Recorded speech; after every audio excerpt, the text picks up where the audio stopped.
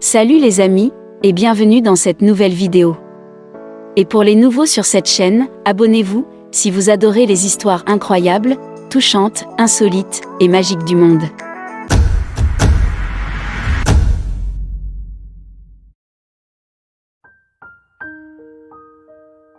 La babysitter envoie une photo à sa mère, elle la voit, et appelle les autorités. N'importe quel parent vous dira à quel point une babysitter vraiment géniale est indispensable. Après tout le monde a besoin de sortir de temps en temps. C'est assez stressant si vous habitez loin ou si vous n'avez pas de famille pour s'occuper de votre petit à l'occasion. Dans ce cas, vous serez peut-être obligé de chercher une babysitter de confiance dans la région, mais comment savoir qui choisir ? C'était exactement l'énigme dans laquelle Claudia Sorrindo s'est retrouvée lorsqu'elle a regardé une photo de sa fille et s'est immédiatement figée. Claudia Sorrindo vivait seule en Floride avec sa jeune fille, Ava. Elle a fait de son mieux pour être avec Ava à tout moment, mais être une mère qui travaille signifiait que ce n'était pas toujours la réalité. Le travail signifiait déjà qu'Ava devait aller à l'école maternelle tous les jours, puis un email est arrivé du travail détaillant une réunion à l'extérieur de la ville qu'elle ne pouvait tout simplement pas manquer. Elle ne pourrait pas emmener Ava avec elle, et c'était un problème pour lequel elle n'avait pas de solution. Claudia se sentait coincée entre un rocher et un endroit incroyablement dur. Elle s'en sortait assez bien en tant que mère célibataire travaillant à plein temps, mais c'était avant qu'elle ne soit promue et nécessaire lors de réunions d'affaires lointaines. C'était sa première grande réunion et cela ne ferait pas bonne impression sur elle si elle devait la manquer. De plus, elle avait déjà pris tous les congés qu'elle pouvait, avec Ava qui était malade la semaine dernière. Elle n'avait pas le choix. Il était temps de faire appel à ses amis et à sa famille, mais elle savait que l'emploi du temps de chacun était aussi chargé que le sien. Elle espérait contre tout espoir qu'un adulte responsable serait disponible pour garder Ava. La chance n'était pas de son côté et la seule personne capable de faire le travail était bien trop jeune au goût de Claudia. C'est à la suggestion de sa sœur, que Jeanne, sa nièce, a décidé de s'occuper d'Ava pour le week-end. Claudia avait déjà embauché une babysitter et cela ne s'était pas bien terminé. Le problème n'était pas que la fille de sa sœur n'avait pas assez d'expérience, elle avait, en fait, gardé beaucoup d'enfants, mais c'est différent quand c'est votre enfant et qu'elle pouvait secouer la sensation au creux de son estomac quand elle y pensait. Claudia connaissait bien Jeanne, mais elle ne savait pas que le choix qu'elle allait faire allait changer sa vie. Le temps avant le voyage était compté et Claudia devait faire un choix maintenant.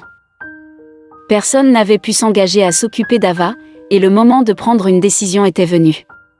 Ses choix étaient de risquer son travail en ratant le voyage ou de laisser sa nièce de 15 ans surveiller sa précieuse fille. Elle finirait par regretter sa décision, elle ne le savait pas encore.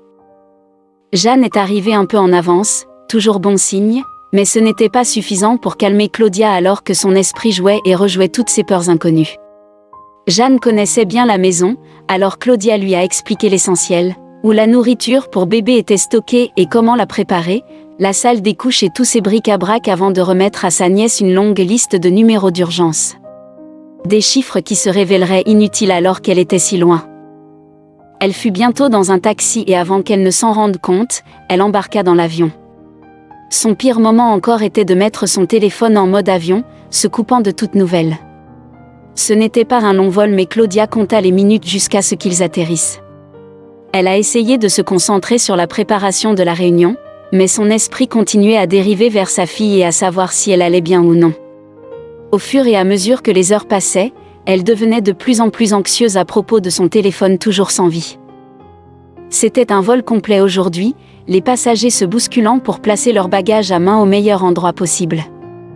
L'espace restreint a rendu Claudia un peu claustrophobe, et elle a desserré son col pour respirer plus facilement.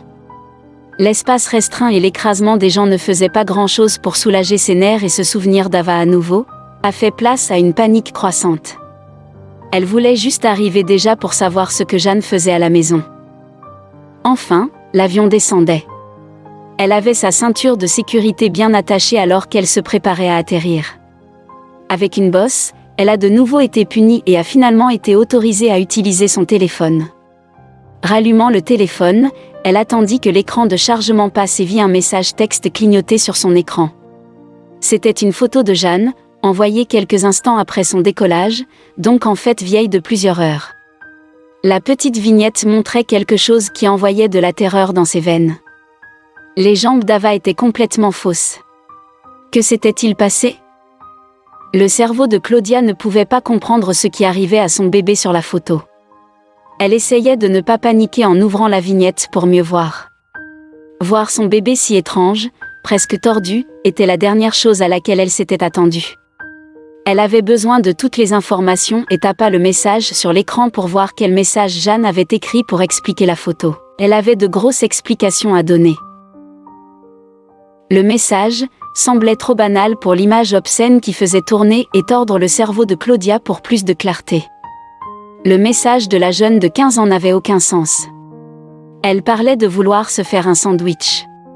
Faire de la nourriture dans la cuisine signifierait laisser petite Ava seule pendant un certain temps, bien que pour une courte période. Malheureusement, le cerveau éreinté et surmené de Claudia a cédé la place à l'instinct, et elle a appuyé sur le bouton de numérotation abrégé pour le 911. Les jambes de sa fille étaient si gravement enflées qu'elle ne pouvait pas croire ce que ses yeux lui disaient. Elle n'avait jamais vu le pantalon qu'elle portait non plus. Son cerveau embrouillé ne donnait tout simplement aucun sens à la situation. Était-ce une allergie dont elle n'était pas au courant? Son esprit traversa chaque scénario terrible avant de cliquer et de regarder de plus près. Elle avait fait une énorme erreur. Jeanne était en fait une baby-sitter incroyablement bonne. Elle avait pensé à quel point sa tante était protectrice, et s'était dit qu'il ne serait pas acceptable de laisser le bébé Ava seul ne serait-ce qu'une seconde, alors elle avait trouvé une solution au problème. La jeune de 15 ans, qui résolvait les problèmes, avait fabriqué une poche kangourou de fortune, à partir d'un pantalon particulièrement extensible, et la petite Ava était confortablement assise tout près de la fille. C'était une solution très originale. Parce que Claudia ne pouvait pas comprendre ce qui se passait sur la photo, sa première réaction a été d'obtenir une autorité médicale pour son enfant le plus rapidement possible. Elle pensait que sa fille avait désespérément besoin d'attention. Ce n'est qu'après coup qu'elle avait suffisamment ralenti pour donner un sens à ce qui se passait à l'écran. Elle ne put alors se contenir. Des rires sortirent de sa bouche, attirant des regards de partout dans l'avion. L'adolescente intelligente avait trouvé le moyen d'être la baby-sitter la plus responsable de tous les temps, et de se faire un sandwich aussi. Enfin, Claudia a admis que Jeanne n'était plus que tout à fait capable de s'occuper d'Ava. Le soulagement l'envahit alors qu'un autre rire éclata de ses lèvres. Sa nièce savait certainement la façon la plus originale de s'occuper d'un enfant. Jeanne méritait vraiment d'être reconnue, et Claudia veillerait à ce qu'elle l'obtienne. Claudia s'est rendue sur les réseaux sociaux pour montrer à tout le monde la douce solution que sa nièce avait concoctée dans la cuisine. Alors, j'ai demandé à ma nièce de garder mon bébé Ava. Plus tard, j'ai reçu un SMS disant que Jeanne voulait faire un sandwich mais ne l'a pas fait. Je ne veux pas laisser bébé Ava hors de sa vue. Seigneur, envoie de l'aide, c'était sa solution, la créativité à son meilleur. Facebook était prêt avec leur réponse. Bien sûr, une image aussi drôle était sûre de devenir virale, mais le ton qu'elle peut prendre est variable. Eh bien, tout Internet félicitait la créativité de la baby-sitter adolescente. Ce qui était encore mieux, c'est que Claudia s'était finalement trouvé une baby-sitter fiable et compétente, chaque fois qu'elle avait besoin de s'absenter de la ville. Les commentaires sur Facebook étaient accablants. Parmi l'un des commentaires les plus fréquents, il y avait en fait où d'autres mères et soignants pouvaient obtenir ces pantalons de kangourou. C'était une alternative beaucoup moins chère à un porte-bébé coûteux. Il y a eu près de 300 000 likes et partages de la photo et cela a déclenché une idée. Elle était sur le point de se lancer dans sa propre aventure entrepreneuriale. Jeanne espère amasser assez d'argent pour créer son propre pantalon J. Claudia, étant la tante de soutien qu'elle est, a même lancé une page de financement participatif sur GoFundMe pour voir s'il pouvait collecter suffisamment d'argent pour que Jeanne fasse décoller son idée d'entreprise. Maintenant, elle a juste besoin de mettre au point le bon modèle d'affaires. Comme pour toutes les bonnes idées, tout le monde souhaite maintenant être le seul à y penser. Quelqu'un de Facebook a commenté « Génial. J'ai porté mes bébés sur ma hanche dans les années 70. J'aurais aimé y penser. » Alors que d'autres disent que l'idée avait du potentiel. Une autre utilisatrice a écrit « Tu pourrais faire des pantalons de maternité qui se transformeraient en ça après. » Bien sûr, Claudia est maintenant une super partisane de l'idée de Jeanne et de Jeanne elle-même. Elle n'oubliera jamais à quel point elle s'est sentie reconnaissante lorsqu'elle a finalement compris cette image déroutante. Ava a été si bien prise en charge qu'elle n'a jamais été hors de vue, même un instant. Inutile de dire que Claudia ne se sentira jamais que confiante, quant au fait que sa nièce garde à nouveau pour elle. Lorsque Claudia a rédigé la page GoFundMe, voici une partie de ce qu'elle a dit. « Ma nièce Jeanne est tellement excitée de concevoir un modèle de travail. Encourageons-la à utiliser sa créativité pour concevoir quelque chose de merveilleux qui aidera les soignants partout. » La page de financement participatif avait déjà collecté plus de 215 $, mais de nombreuses personnes promettent de soutenir Jeanne. Un utilisateur a écrit « Je ferai un don jeudi prochain sur mon salaire. Tu es une jeune femme très intelligente et vraiment intelligente, n'oublie jamais ça chérie. » Mais Claudia n'était pas la seule maman à recevoir une surprise de sa babysitter. Sauf que ce que cette maman a eu était beaucoup moins agréable. Vous penseriez que demander à votre mère de garder les enfants serait le choix le plus simple, mais ce n'est pas toujours vrai, comme cette mère nous le montre. La protection typique de Claudia n'avait pas simplement été en état d'alerte élevé parce qu'elle était maman ou avait le syndrome de la première maman.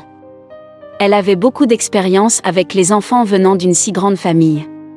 Cependant, elle avait subi un événement traumatisant auparavant. Claudia avait déjà perdu un enfant. Sa petite fille de 3 mois, Genelle, était décédée en 2011.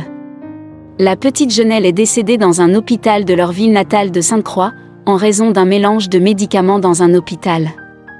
Elle était absolument dévastée. Cela explique complètement son attachement et son inquiétude pour bébé Ava.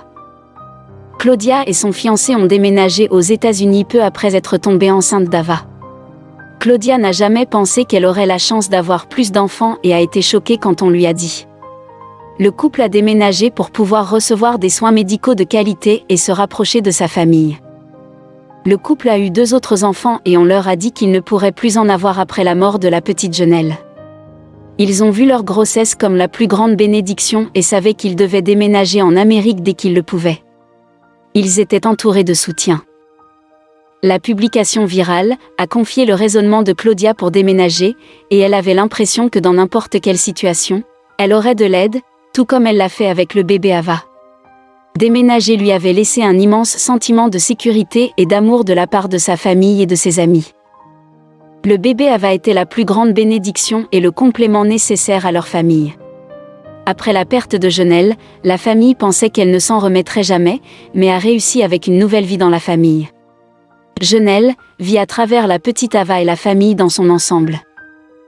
Claudia, en parlant de l'histoire de sa vie et des événements tragiques qui ont précédé leur nouvelle invention, a déclaré « Ils m'ont tellement aidée.